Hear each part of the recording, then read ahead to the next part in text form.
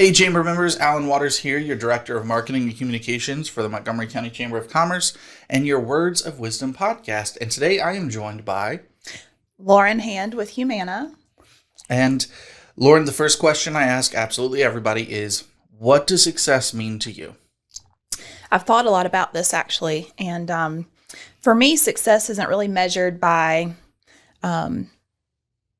money or finances or anything like that. For me, it's a sense of fulfillment. If I'm happy in what I'm doing and I'm doing the best job that I can do for my members or anything that I do in life, as long as I'm happy doing it, I think that is a great measure of success. I feel the same way because I'm not going to throw my salary out here, but when you work for a nonprofit, it's very similar in that I know I could do this job somewhere else and probably make more money. Mm-hmm.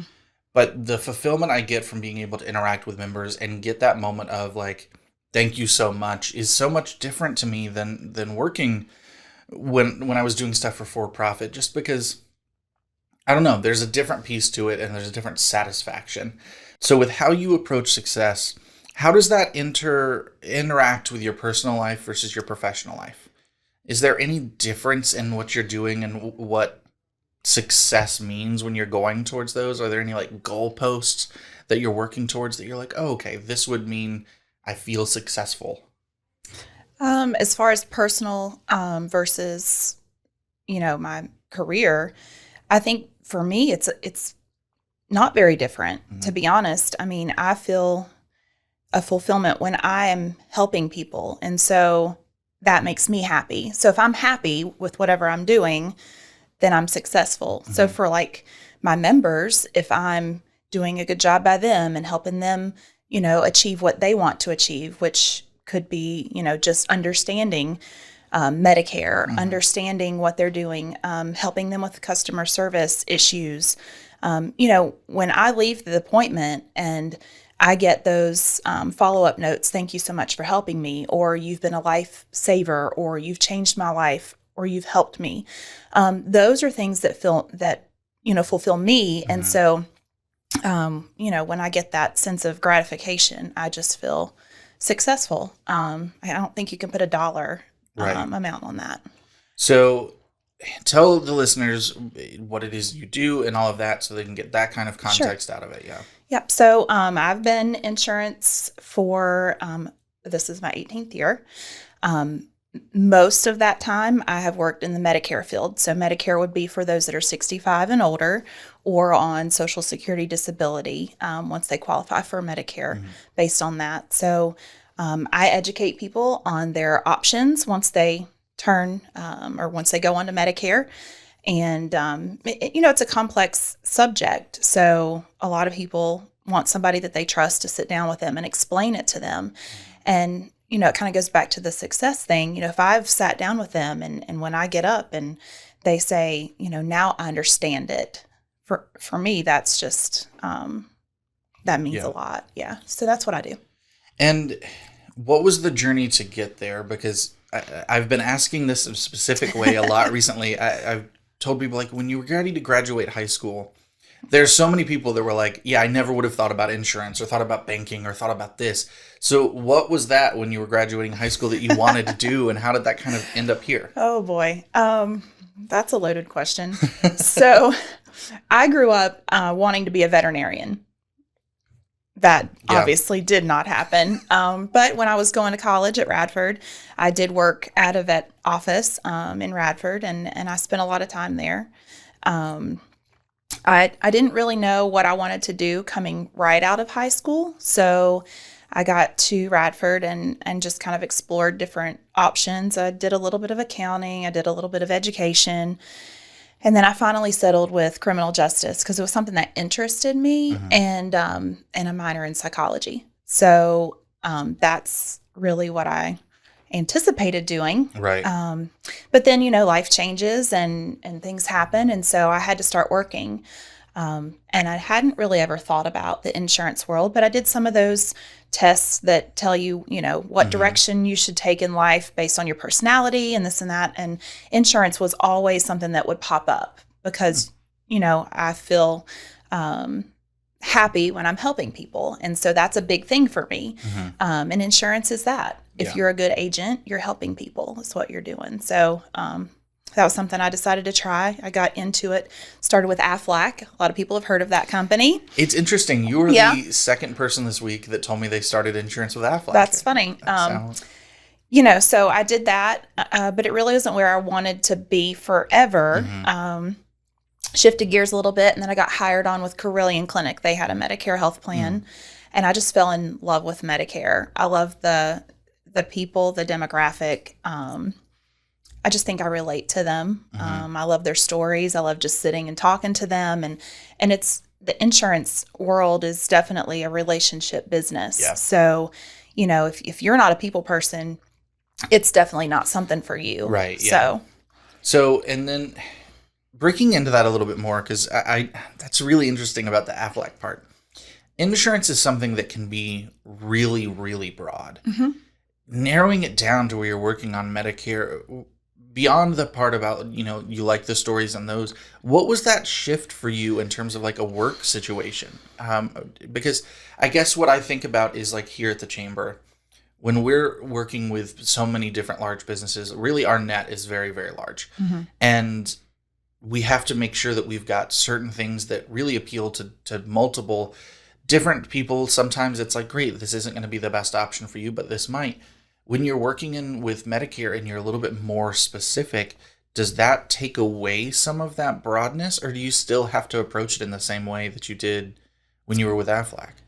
I think it does take away some of the broadness because it is more, like I said, it's a complex thing. And so it works differently than a lot of other, your employer plans and your marketplace plans, and even Aflac being a supplemental insurance. It's just different. There's different rules and regulations that you have to follow. And a lot of people, they won't go into Medicare because of those rules and regulations. They're pretty strict. Yeah. And so you have to have a good knowledge of all of that to make sure you're compliant. So those things, I think definitely play a role in the focus of the Medicare. Could you talk to, and I know this is a hard subject for a lot of people with compliance, but could you talk to that a little bit more, and just in the sense of, I feel like people don't necessarily understand what people mean by compliance, but they also don't understand that, like, hey, I can't ask Lauren to just do this one thing or do that one thing. She can't say this or that. So would you explain what that is a little bit more specifically when it comes to the Medicare and all of those pieces? Right. So, if you're Medicare age and you're being approached by someone, an agent or whoever, about your benefits or your plans, there's just certain things that you can ask and certain things you can't. I can't go knock on somebody's door and try to sell them a prescription drug plan. They have to reach out to us. So it does take a different turn, when you're trying to find prospects, and it's really a referral-based business. Yeah. So if I'm doing a good job, I'm getting referrals from, friends of friends and friends of members. And so it's definitely a different world when it comes to the compliance. So, a lot of people don't realize, and I always like to tell people this: if you are getting a phone call from someone and they're trying to sell you some Medicare benefits, they're not supposed to be doing that. That's a big problem that we're dealing with as agents. People calling our members, and before they know it, they've said something and they've been switched to another plan, and then they're calling us confused. So, that's the importance of having a local agent and someone that can sit down with you and explain to you, this is what's going on. If you have any issues, call me first. If you get those calls, either hang up or politely say, I have an agent. Right. So those are some of the things that a lot of people don't realize take place. And so they need to be aware of that. I feel like that goes really hand in hand with the amount of scams and stuff that we see too, so people can call up and they're not supposed to, but they could switch plans. Is it also, you see a lot where people will call up and pretend to do some of that and someone may fall for it and give money? Like, what is? So, the senior population is definitely a huge demographic that is highly targeted by scams. I know the local police departments do a great job of working with seniors and scams. And I'm not just an insurance agent; I also am an educator. So I am constantly educating people on not just Medicare, but other things that pertain to seniors, like eating healthy. Scams. That's a big one. I do some programs at like the local rec center in Radford. Those are my two big ones. And so I do about a 45-minute presentation on scams. And you wouldn't believe some of the things that are out there. It's very scary, especially for seniors, and they're easily preyed upon because of their age. I've heard a lot of stories here recently about it. I mean, my grandmother at one point, someone tried to call her pretending it was me. And Yep. she called. I had someone else in the chamber told me recently a story where someone called her grandmother and they were basically trying to pretend, but they were like, "Oh, it's your favorite grandson or something. Hey, grandma." And the exact word they used was the tip off that she was like, "My grandkids don't call me that." And hung up. It's honestly, it's terrifying just how much goes into that and how frequent Yep. that is. And that's one we talk about. I've had several of my members that have said that's happened to them. So I know it's out there. It's scary. Beyond the 65 piece and looking into Medicare, what are some more things, looking at qualifications, that our members should know as they're looking at their families and others that may be time to start and giving Lauren a call? So, if you're approaching 65 or you're getting ready to go on Medicare due to disability, it's always good to sit down with someone and just explore your options first. Sometimes I will meet with people 2 and 3 times before it clicks for them. Like I said, I'm an educator, so I'm teaching them what their options are, and then they decide what's best for them. I don't ever, choose one over the other for them, but start early. 6 months or so before. You can't make a change or a decision then, but 6 months or so before you're going to go on Medicare is probably a good timeline to start really focusing on, the options and what you should do. Finding someone that you trust, whether it's me or whoever it is, make sure that they're trustworthy and they're going to do a good job for you. Yeah. So, one more question on the compliance piece. So, because you have to have people come to you with the marketing aspect, are you able to make any like posts? Because I liken it to when I talked to some of the financial advisors, and they were saying, I can never use the word guarantee. That's not allowed to be in my vocabulary at all. And they have to be very specific about what can and cannot go into something considered marketing. So like, where are you limited in that world? Do you still have a marketing presence, or is it more just I have to be at the networking events and all of that? The networking events are important. Referrals are a huge source of business for us. Just getting our name out there, knowing that we are there and what we do. I say, I have a great team that I work with. We're based out of Roanoke, but myself and Chase Rosenbaum, he's also in the New River Valley. But I'm licensed in 7 states, so, I can kind of go wherever I need to go. But yeah, as far as marketing, just letting people know what we do and that we're here, and then they just reach out to us. So that's really it's just more statement of fact than anything else. Yep. Yeah. Okay. Well, when we get back, we're going to take a quick ad break. When we get back, I want to talk a little bit more about what actually goes into being an insurance agent. And you said the 7 states, things like that's interesting. So we'll talk more about that when we get back. Okay. Lauren Hand has been working with insurance benefits for 18 years. 14 of those years have been spent working with Medicare beneficiaries. She regularly educates beneficiaries on the complexities of Medicare and the options available to them.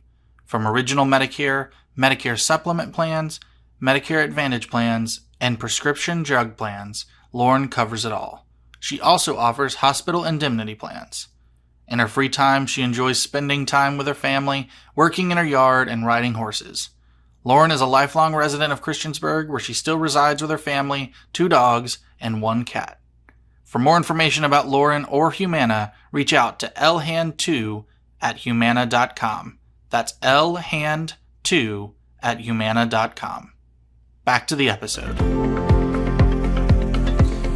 All right, we are back, and I guess I want to know what goes into becoming an insurance agent. I think there's sometimes a mindset out there of, well, anybody can do it, and I want to dispel that a little bit, but also just really see like what goes into like all the certifications you might have to have, making sure that you're licensed in multiple states. How do you get to that process, and where do you start? Yeah, so it's basically a test you study for. You pass that, you're licensed.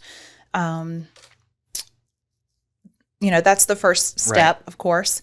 And then after that, you have to decide, what you want to do, if it's Medicare or it's, the marketplace, whatever it is that you want to do, there's certain certifications for that as well. So we go through compliance, ethics training, all of those things every year through the company. And then we have, some agents have to do a pretty extensive continuing education certification called AHIP.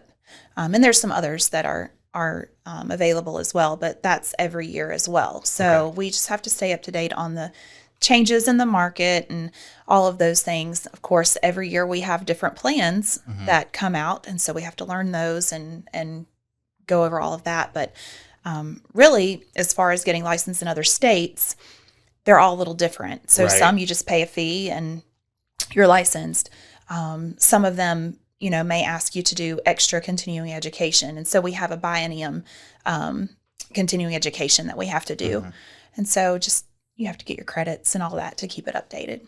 That's pretty much it. Very similar to like a real estate agent or Yeah. any of those. It's just, okay. And then it's not something that requires a college degree or anything like that? Are there any pieces that would? I think that there are certain classes, certain programs that you could go through in college that would definitely help you in areas. I know for me, like a big turning point when I took public speaking in college, I used to hate to speak in public. And so to me, that's something that every insurance agent should have the knowledge of. And now I love it. I enjoy speaking to large groups and doing those type things. But it's just something I think with experience too, you gain, of course. But as far as a college degree, no, you don't have to have it. It's helpful in some areas, but no, you don't have to have it. And is there, I'm thinking to real estate here, is there a big difference in the licensure and everything for agent versus broker? Is there you become your own broker, you do your own branch? Yep, I've done both. I've been the broker that represents different companies, and I've done the career agent, which is what I am now with Humana. So I only have Humana as the carrier. But as a broker, you can represent different companies, and I did that, and it was okay. I mean, I didn't like it like I like what I do now, but really, you just have to get the different certifications from all the different plans. You have to learn the plans of all the carriers, and each company has their own, process that you have to go through, and you have to get appointed with them and all of that. So really, that's pretty much the gist of it. So are you a lot more? Now I'm kind of going to the personal insurance side and thinking, are you a lot more, I guess, limited isn't the right word, specific than some of them? Because I know myself, for example, I have Liberty Mutual or at least that's the agent I was working with Comparion. That's not who's actually my insurance provider, I guess. So when you're working with Humana, it is Humana? It's just Humana. Okay. All yeah, right. It's different. I know where you're going with that. Yeah. But yes. So it's just Humana. Okay. Yeah. Cool. Well, at least, I mean, I like that. Yeah. It's funny. I left Allstate, and now the company I'm technically under, even though I'm with a Comparion Insurance, is still somehow an Allstate company. I'm just like, I'm not going to pretend to understand. Yeah. Well, are there any other misconceptions that you think people have about specifically the Medicare insurance and things that you'd like to dispel or get rid of?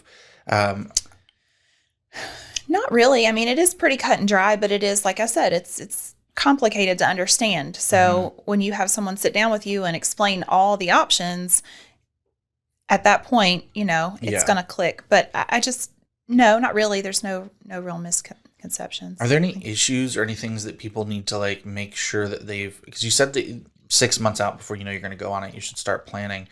As you're starting to plan and look at some of that, are there things that you need to go ahead and make sure it's like, great, I don't have XYZ over here, but it's here instead? Is there anything like that you can give as advice? I can. So it's going to depend on, if you're still working after 65, you don't necessarily have to take out both parts A and B.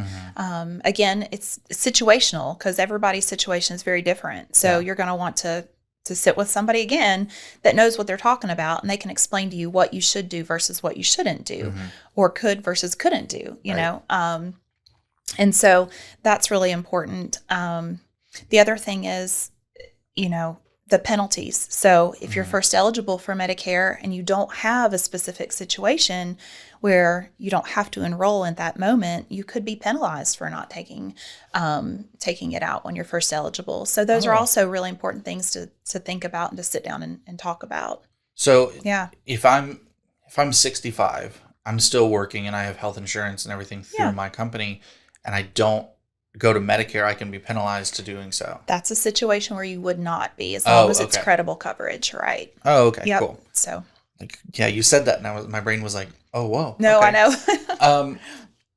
Well, and looking into that any further, are there any other of those like really kind of small niche things that you've seen pop up that aren't actually that unique? Because I feel like we have that sometimes where we think, oh, this happens to me and it's not happening to anybody else. But it's not always that case. So a lot of people get Medicare and Medicaid confused. Medicare is, I always say, care for the elderly or disabled. Medicaid is financial aid for those that need financial assistance. So that's a good way to remember the two.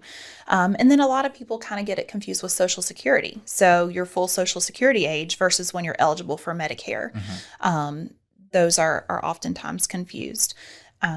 If you are drawing Social Security versus if you're not drawing Social Security, should you apply for Part A and B, or what you should do? So those are some things to think through too. So there are, some different things to think about, and that's where that preparation comes into play. Yeah.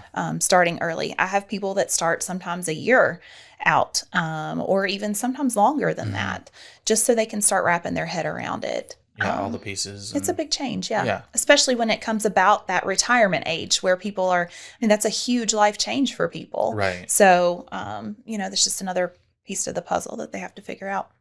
And within that too, because I'm thinking about the continued education piece of it and new plans and all of that. Beyond that, how frequently is this structure changing in drastic ways, I guess? I guess you just saw my facial expression. Yeah. It's always changing. So, there's a lot of changes coming up with, some of the changes that took place at the federal level. So, prescription drug changes are coming for next year. And so that's something that all Medicare beneficiaries are going to need to pay attention to for 2025 and even into 2026. But 2025 is going to be a big year for some changes that are coming with prescription drug coverage.